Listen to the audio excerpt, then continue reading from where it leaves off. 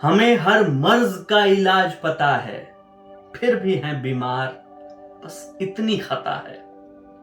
कुछ लोग बीमार होते हैं, शरीर से नहीं, मन से बीमार होते हैं। ऐसे लोग आपके आसपास बहुत से होंगे। आप थोड़ा सा खंगालिए अपने आप को, आप देखिए, आपको मिल जाएंगे। आप ऐसे लोगों से जब मिलेंगे ना, तो जैसे ही आप इनसे बात करना शुरू करेंगे, पूछेंगे और भैया क्या हाल चाल, सब ठीक ठाक, तो पहला जवाब मिलेगा हाँ भैया सब ठीक ठाक, सब बहुत बढ़िया, एकदम अच्छा।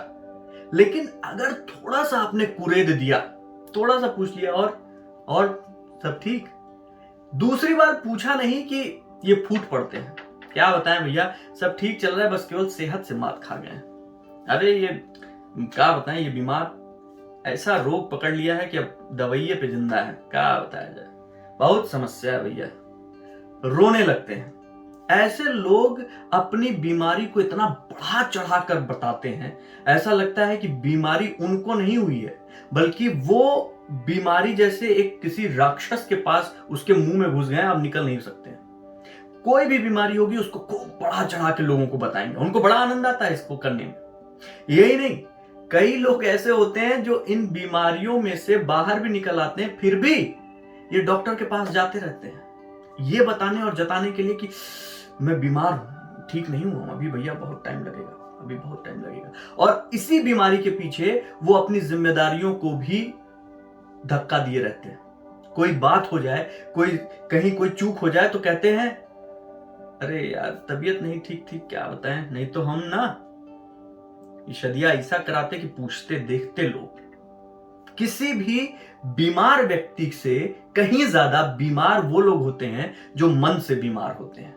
शरीर के ऊपर अगर कोई बीमारी है तो हाथ पैर कहीं कुछ टूट जाए तो आप उसका खास ख्याल रखते हैं, लेकिन अगर आप मन से बीमार हो गए तो उसका ख्याल रखना नहीं आता है। ऐसे बहुतेरे लोग मिलेंगे आपको जो मन से बीमार हैं लेकिन उनको पता ही नहीं है। वो बीमारी के अंदर इतने खुश हैं कि वो हमेशा कोशिश करते हैं कि कोई ना कोई बीमारी जिसे वो बता चढ़ाकर बता सकें किसी और को। ऐसे लोग मन से बीमार होते हैं। और दिक्कत यह है कि मन से बीमार लोगों को इलाज से ठीक नहीं किया जा सकता।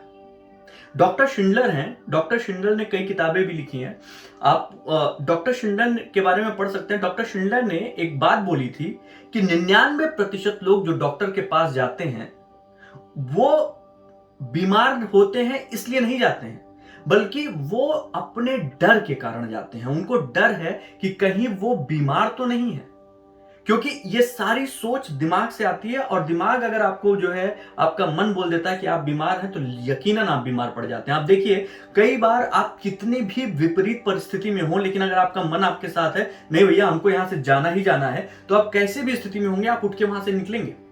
लेकिन कई बार आप बहुत आराम की स्थिति में हैं, बहुत आराम की स्थिति में, घर में हैं, अपने दोस्तों के साथ, फैमिली के साथ हैं, अगर अचानक से आपको छींक भी आ गई तो आपको लगे अरे यार कहीं कुछ कोविड वोविड तो नहीं हो गया, क्या कोई दिक्कत तो नहीं होगी, और ये डर आपको डॉक्टर तक पहुंचाता है।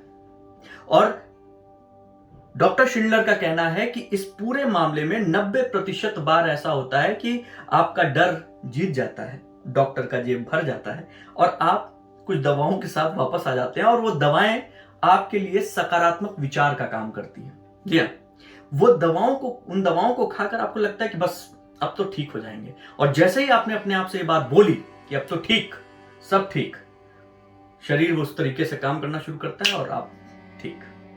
गांव देहात में बड़े बुजुर्गों के पास जो पुराने लोग हैं, कभी भी वैद्य के अलावा मतलब एलोपैथिक डॉक्टर होना बहुत बड़ी बात हुआ करती थी। उस समय भी लोग बीमार हुआ करते थे, लेकिन लोग ठीक भी होते थे और बहुत जल्दी ठीक होते थे। कैसे? अपने विचारों से, सकारात्मक विचारों से। किसी भी चीज से वो इतना ज्यादा अटैच नहीं होते थे, न तो किसी बीमारी से, न तो किसी खुशी से। उनको लगता था कि अरे तबीयत खराब है, ठीक हो जाएगा, लगे हुए हैं, हो जाएगा, अपना खान पान सुधारेंगे, चीजों को व्यवस्थित रखेंगे, हो जाएगा, और हो जाता था क्योंकि उनके विचार सकारात्मक थे। तो मन को अपने बीमार मत होने दीजिए, अपने विचार को सही दिशा में रखिए, पॉजिटिव एटीट्यूड के साथ आगे बढ़िए और सकारात्मक सोच के साथ आगे बढ़िए। मन को बीमार मत होने दीजिए।